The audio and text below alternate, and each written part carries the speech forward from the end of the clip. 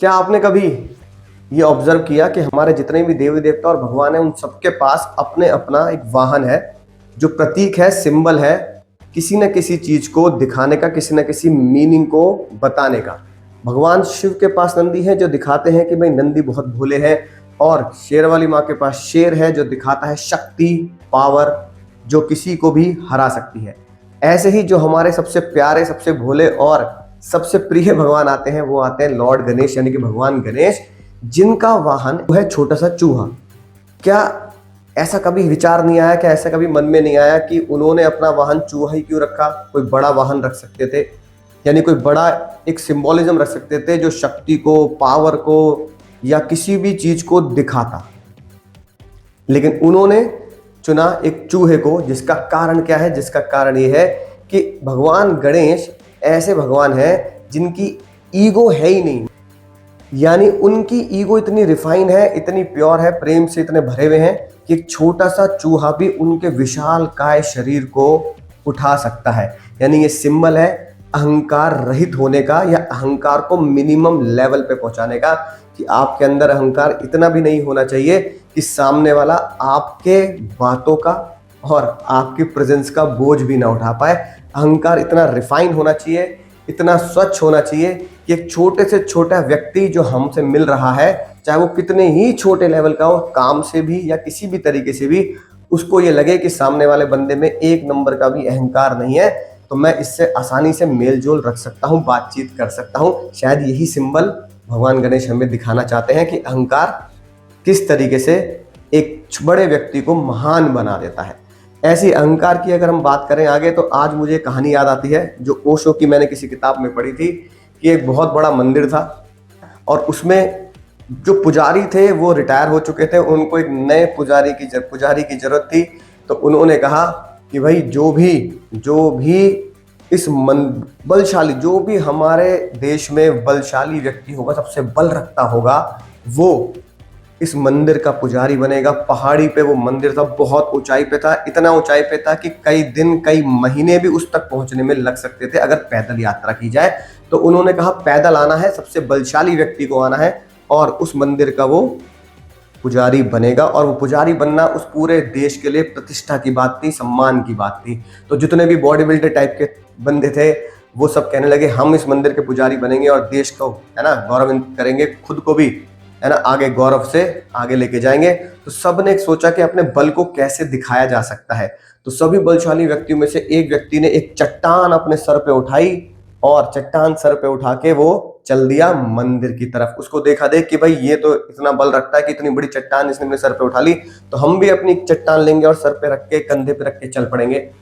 सौयों body builder बलशाली व्यक्ति उस चट्टान को अपने सर पे रख के, कंधों पे रखकर चलते चले गए कि बहुत जल्द, कुछ महीनों में हम जब उस मंदिर पे पहुंचेंगे तो चयन हमारा ही होगा।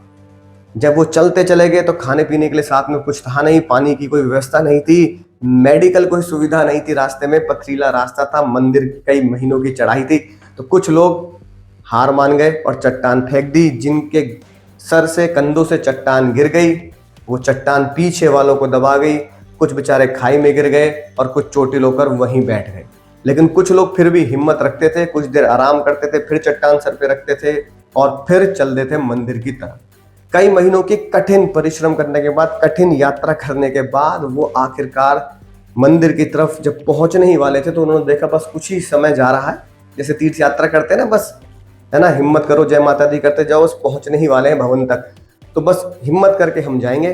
तभी एक दौड़ता हुआ अगला बलशाली व्यक्ति आया और बहुत ही सहज तरीके से कदम बढ़ाता हुआ, मुस्कुराता हुआ, सबको देखता हुआ मंदिर पे पहुंच गया और वहां पर जाकर अपने आप को, अपना नाम उसने नामांकित कर दिया कि मैं इस प्रतिष्ठा का सम्मान करता हूं और बनने के लिए तैयार हूं।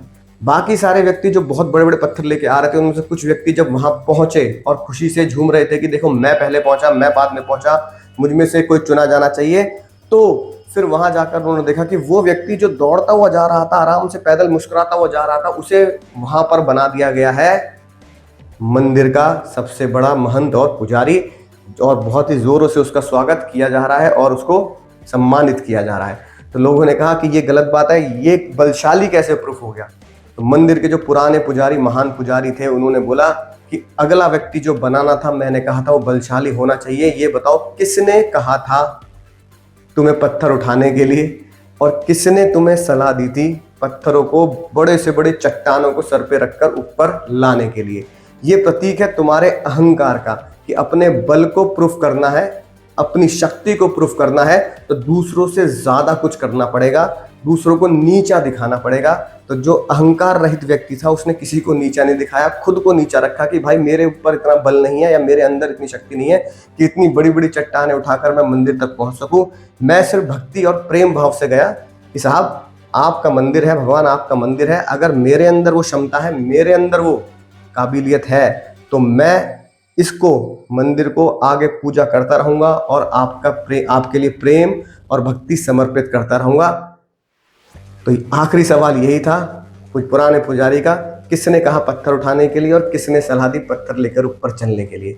अहंकार रहित हो जाइए, दूसरों को नीचा दिखाना बंद कर दीजिए। तो यही चीज हमारी शरीर और हमारे आत्मा के साथ है। कौन सी चीज है जो हमारी आत्मा को ऊपर नहीं जाने देती? अहंकार, ईगो। वो हमें अब खुद को ऊंचा रखने के लिए, दूसरों को नीचा दिखाने के लिए हमें स्पिरिचुअली ऊपर नहीं जाने देती। दो चीजों से हम बने हैं, एक ये देह शरीर और एक हमारी आत्मा। शरीर जो है 5 तत्वों से बना हुआ है, आप सब जानते हैं, वो एक ना एक दिन मिट्टी में मिल जाना है, यहीं से बना है, यहीं मिल जाना है। लेकिन कौन सी ऐसी चीज है जो मिट्टी में नहीं मिलने वाली? और वो है हमारी आत्मा, एक एनर्जी, एक शक्ति जो हमारे अंदर है, जिससे हम चल रहे हैं। वो जैसे ही हमारे अंदर से निकलेगी, शरीर नीचे गिर जाएगा, वो ऊपर की तरफ चलेगी। यानी कि जो मिट्टी का है, ग्रेविटी का है, वो ग्रेविटी में चला जाएगा। जो ऊपर की तरफ बढ़ने वाली चीज है, वो ऊपर की तरफ चलेगी, आत्मा ऊपर की तरफ चल जाएगी। लेकिन आत्मा को उतने ऊपर कौन नहीं जाने दे रहा कि वो परमात्मा तक पहुंचे?